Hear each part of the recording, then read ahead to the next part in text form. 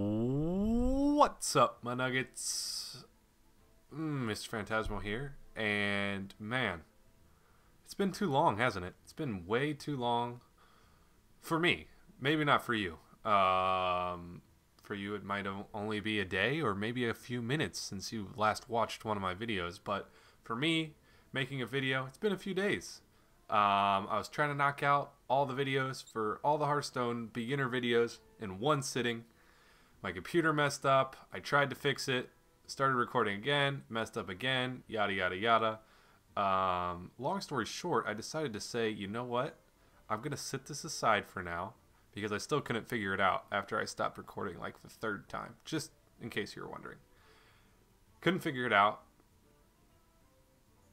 Come to find out, time. Time is the answer. If you give things time, they will eventually fix themselves. That's what my TV repairman said to me the other day, and that's what I am now enveloping onto you. Enveloping. Eloping. Loping. Okay, so where were we last time? I'm not even quite sure I remember. I know that we went through, let's see, I think the last time we played, forgive me if I'm wrong, I think we played the Hunter. As the Hunter, I know we were playing on the basic decks, and I think we were playing against the Druid. So now, following suit, this is Hearthstone, by the way, if you don't know what it is. You should know. You should have watched the other videos, but if you didn't, then so be it. I would recommend at least watching the first one to get a glimpse of what this game is if you know nothing about it. But I think we play... I think my move here is Druid to Rook 5. Oh wait, not Expert. The only reason I'm not playing Expert right now is because I like it at a slow. Well, you know what? I don't know. We've done slower paced games for the first 5. How about the last 4? We really ramp it up. Is it on Druid? Okay, I think we're good. I think this is what we want. We're playing Expert now. You know, the times of basic and simple are long gone, and what we have before us is a harrowing tale of the King of the Wild versus the King of the Beasts. Okay, I keep forgetting. Sometimes I see these cards in here and I'm like, man, these are kind of bad cards. But then I remember it's just the starter decks, so it's nothing to fear. I think we're going to keep the Claw, and that's all we're going to keep. The Claw is really good. It's a really good card for early removal. Holy mother of God, we have a core round. Okay, another mistake that people tend to make, I don't know. To me, it's a mistake. To some people, it might not be. Ooh, that guy made the mistake that we made in the last game. I'm pretty sure that's what we put out in the first game, and I said, this is what you don't want to do. Okay, so I could Claw here, but that gives me 2 attack and 2 armor, and this only has 1 health. So I think I'm going to coin my hero power and kill that. Just like I'm pretty sure the computer did against me. Well, you know what? What goes around comes around, buddy. But what I was going to say is, let's say he didn't have any 1-drop.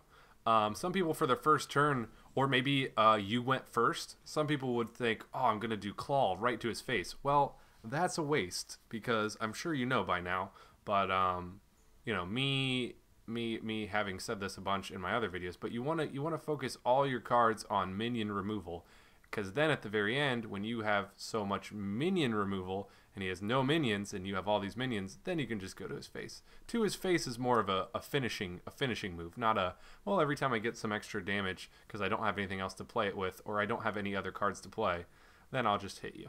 Okay, so since he has no cards out, normally I would just hero power him and attack him to his face, but since I have a wild growth here, I'm going to go ahead and use this. This gives me just an empty mana crystal, which when I use it, boom, I now have 3 mana crystals, and you might think, well, that was kind of pointless. Why'd you do that? Well, that allows me for my turn 3 to actually have 4 mana, and then for my turn 4 to have 5 mana, and so on and so forth. So I'm constantly 1 mana ahead of him, even though he went first. Okay, so he gets his bow out, and he's probably going to attack me with it. That's okay.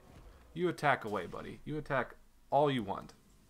For this I really don't... I could Innervate. Innervate gives you 2 mana crystals for this turn only. So if I Innervated, that would put me to 6 mana. And then I could put this guy out. But instead, I think I want to save my Innervate for this beast next turn. So what I'm going to do instead is nothing. I know, really sweet play, huh? But like I said in my last video, I'm pretty sure I mentioned this again. Uh-oh, what's going on here? That's it? That's all he's doing? Okay, this is a really dangerous card to have out. So I think I'm going to forego my previous plan, but that's okay, because I will still be able to do things. So we're definitely going to get rid of this. Oh, that's Silverback Patriarch. Gotta watch out for him. Okay, so I think now, instead of, because we don't have as much mana to Innervate out the Core Hound, I think we're just going to Innervate out the Darkscale Healer. And this guy is coming with the damage in a hurry. He's got 5 cards. I have 5 cards in my hand. I'm also going to get another card, and I have a card on the board. So I'm 2 cards ahead of him right now. But that's not really saying a whole lot. Let's see. We could give this guy 2 attack and 2 health and taunt. So this would have to attack it. But right now, they're still going to trade pretty favorably for me. Let's see. I could put out... Maybe I give this 2 attack and 2 health.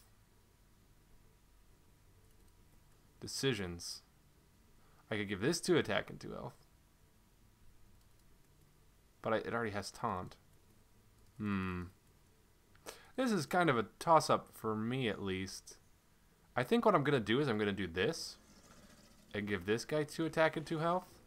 Because that will still trade up with him.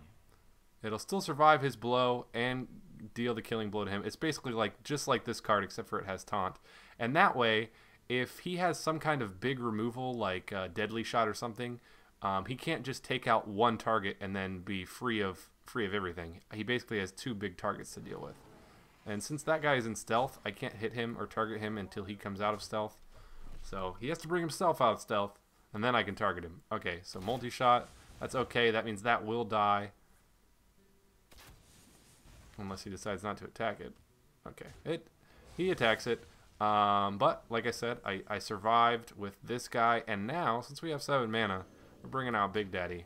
Ain't no messing around. You ain't coming in here with that biz. Now watch me get... Oh, okay. Multi-shot is still okay, unless he has an arcane shot. And then it is not okay. Oh, he has a Dragonhawk. Okay. Man, threat avoided, let me tell you. Okay, so I could throw out another Core Hound, but I want to protect this Core Hound. Even though this guy is Wind Fury and will die upon hitting it once, I think what I'm going to do here is I'm going to Patriarch it, and since this guy normally has 5 health, I think instead of using a Healing Touch on myself, even though I'm kind of low health, I'm going to Healing Touch this. That way, if he has another... Has he used both his multi-shots? I don't know. If he has any other... Well, if he has Explosive Shot, that still dies, but that's okay. I'm a firm believer in the case that he does not have Explosive Shot, and this guy lives to finish him off next round. That's what I'm hoping for. Okay, Explosive Shot. Hate to say I called it, but I called it. And his brother, it looks like, is going to get the final say.